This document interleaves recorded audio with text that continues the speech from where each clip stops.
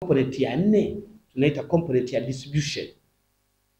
Hii inaenda kuconnect watu 70,000 kwa shilingi 50,000 tu, na tunapambana mimi na wenzangu hapa, na hiyo nilisema toka miaka iliyopita miwili, ikiwezekana wananchi waungiwe bure, kwa sababu ile ni pesa ya kodi yetu, tumekopa tutakuja kulipa.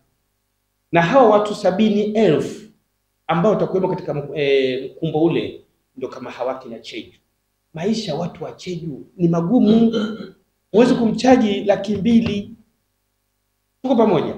Sasa kuna miradi mingi ndani yake, pengine hawa ndugu zangu wa Cheju pengine hawajapata tu majibu sahihi, lakini inawezekana kabisa wamo katika watu 70,000 ambao wanahitaji msaada wa serikali, mkono wa serikali kuungiwa huo umeme. Tunaunga wananchi wa Zanzibar, Unguja na Pemba 70,000, lakini tunaboresha pia hata Mji Mkongwe. Tunaondosha laini zote, yani transmission line zote za 11 kV tunaweka na 33 kV ili umeme kuboost ikiwemo Mji Mkongwe. Lakini kwa distribution 70,000 tunaenda kuwaungia watu, aidha watalipa 50,000, lakini tunapambana na World Bank ikiwezekana wasilipa hata senti moja. Mradi ulikamilika 2024 na mwezi wa 3. Na mradi ukamilika, kuna kipindi kimoja ambacho kinaitwa maintenance period ambao tunaita kama DLP kwa muda mwaka mmoja, ambao inamalizika mwaka itatoka malizike Machi 2025. Kwa zoezi hili rasmi la kuongea watu majumbani, kwa sababu tayari mradi umeshafika, lakini bado mwamko wa wananchi kujiungia wenyewe ulikuwa ni mdogo. Kwa hivyo tulipokuja na hii special program, tukaenda pia na kuelimisha wananchi na kuwahamasisha. Kwa tulianza mwezi wa 9 Septemba 2024 na tukamaliza Februari 2025. Hii ilikuwa ni awamu ya mwanzo kwa zile nyumba ambazo ziliingia kwenye mradi kama pilot, na zilikuwa around 15,425.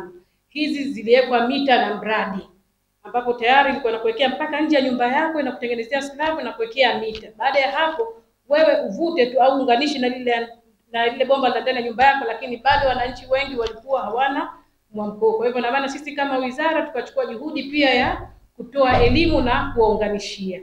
Lakini baada ya kumaliza zoezi lile, sasa ikawa ule mwamko umekuwa mkubwa na hamu kwa wananchi ikawa ni kubwa, ikawa maombi mengi yakaletwa. Kwa hivyo tukaingia tena katika awamu ya pili kwa maeneo ambapo hawana mita, ambayo tukaita ni phase 2.